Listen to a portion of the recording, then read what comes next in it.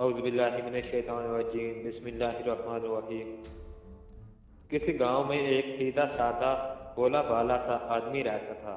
اس کے ذہن میں یہ بات سما گئی تھی کہ مجھے اللہ سے دوستی کرنی ہے، اللہ تک پہنچنا ہے، اللہ کی معرفت حاصل کرنی ہے۔ اس کو جو کوئی بھی کچھ بتا دیتا تھا وہ شخص وہی کچھ کرنے بیٹھ جاتا تھا، مگر اس کو اللہ نہیں مل سکا۔ وہ بیچارہ بہت پریشان رہنے لگا۔ آخر کسی نے اس کو سمجھایا کہ بھائی، جو مقصد تم حاصل کرنا چاہتے ہو وہ ایسے تو نہیں ملے گا۔ اس مقصد کے لیے تمہیں کوئی استاد رہنما یا مرشد ڈھونڈنا پڑے گا، وہ تمہیں سبق دے گا، پھر تمہارا مقصد پورا ہوگا۔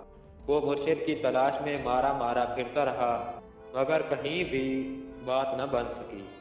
آخر تنگ آ کر ایک رات سونے سے پہلے اس نے فیصلہ کیا کہ صبح سویرے گاؤں کے باہر جا کر بیٹھ جاؤں گا، اور اللہ چاہے گا تو جو پہلا شخص مجھ سے اللہ ملوا دے گا بس وہی میرا مرشد ہوگا۔ اس نے اللہ سے دعا کی اور سو گیا۔ صبح منہ اندھیرے وہ گاؤں کے باہر جا کر بیٹھ گیا۔ اتفاق سے وہاں سے جو پہلا شخص گزرا وہ ایک چور تھا جو رات کو کہیں سے چوری کر کے واپس آ رہا تھا۔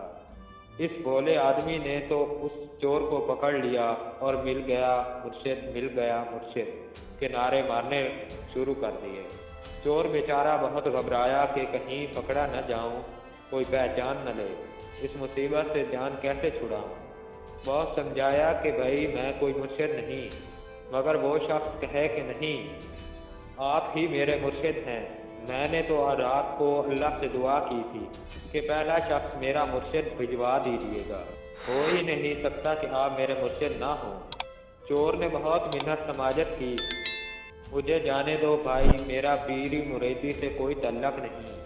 لیکن وہ شخص بضد رہا کہ آپ تو بہت کامل مرشد ہیں، کبھی تو اپنے آپ کو چھپا رہے ہیں، کامل مرشد تو ہوتے ہی آپ کے جیسے ہیں۔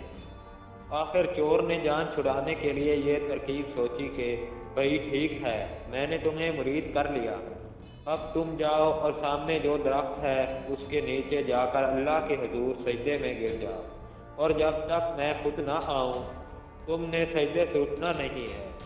اس بولے شخص نے کہا، واہ، آج ہی مرشد ملا اور آج ہی سبق بھی مل گیا۔ وہ تو خوشی خوشی فوراً جا کر سجدے ریز ہو گیا۔ چور اپنی جان چھڑا کر وہاں سے چلتا بنا۔ دن نکلا، گاؤں والے وہاں سے گزرے، اس شخص پر ہنسے، مگر وہ شخص بدستور سجدے میں پڑا رہا۔ دوپہر ہو گئی، بچے آئے کہ اماں بلا رہی ہے، آ کر کھانا کھا لو۔ اس نے کہا، نہیں بھائی نہیں، مجھے تو مرشد کا حکم ہے، میں تو سجدے سے اٹھوں گا ہی نہیں۔ شام کو بیوی خود آئی کہ رات ہونے والی ہے، سارے دن کے بھوکے ہو، گھر چلو، مگر وہ شخص کس سے مس نہ ہوا۔ جھگڑ لی، منت سماجت کر دی کہ کچھ کھا لو، مگر اس کی سجدے میں پڑے پڑے ایک ہی گردان تھی کہ مرشد کا حکم ہے، میں تو اٹھوں گا ہی نہیں جب تک کہ وہ خود نہ آئیں۔ بیوی نے سوچا کہ رات کو جب دماغ درست ہو جائے گا خود ہی گھر آ جائے گا۔ یہ سوچ کر گھر چلی آئی۔ رات گزری، صبح ہو گئی، مگر وہ شخص تھا کہ سجدے سے اٹھنا تو درکنار اپنی جگہ سے ہلا بھی نہیں۔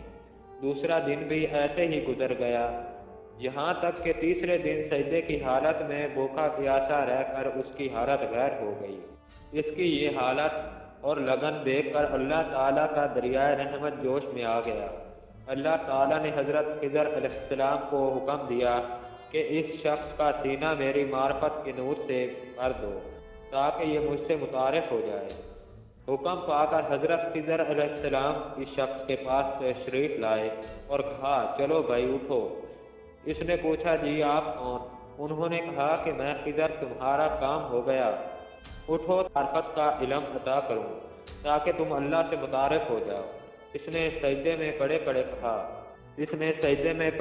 کہا، واہ، میرے مرشد نے آپ کو بھیج دیا تو آپ آ گئے، ورنہ اتنے عرصے سے میں پریشان تھا تو آپ کو خیال بھی نہیں آیا میرا۔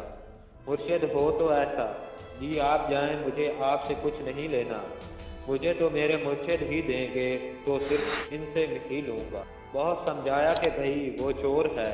وہ بھولا مرید کہے کہ اگر وہ چور ہے اور مجھے سبق دیے، ابھی صرف 3 دن ہوئے تو آپ کیسے آ گئے؟ نہیں جی، وہ بہت کامل ہیں، تبھی تو آپ آ گئے۔ میں ایسے کامل کو چھوڑ کر آپ کے کہنے پر کیوں چلوں؟ جائیں آپ اپنا کام کریں۔ آخر خضر علیہ السلام نے اللہ تعالیٰ سے عرض کیا کہ اے اللہ رب کریم، تیرا یہ بندہ تو مانتا ہی نہیں، حکم دیجئے اب کیا کروں؟ اللہ تعالیٰ نے حکم دیا کہ جیسا میرا یہ بندہ کہتا ہے وہ کرو، جاؤ پہلے اس چور کو علم عطا کرو اور پھر وہ اس کو عطا کرے۔ آخر حضرت خضر علیہ السلام اس چور کے پاس پہنچے اور اس کو غسل کروا کر توبہ کروا کر علم میں معرفت منتقل کیا۔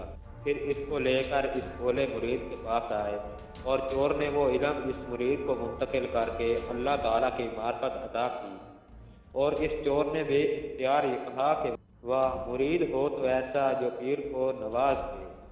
اس حکایت کی تشریح حضور صلی اللہ علیہ وآلہ وسلم نے یہ بیان فرمائی کہ انسان کی اپنی لگن، خلوص، جستجو اور عقلی اور شوق ہوتا ہے جو اس کو اللہ تک پہنچاتا ہے۔ مرشد صرف ایک ذریعہ بنتا ہے۔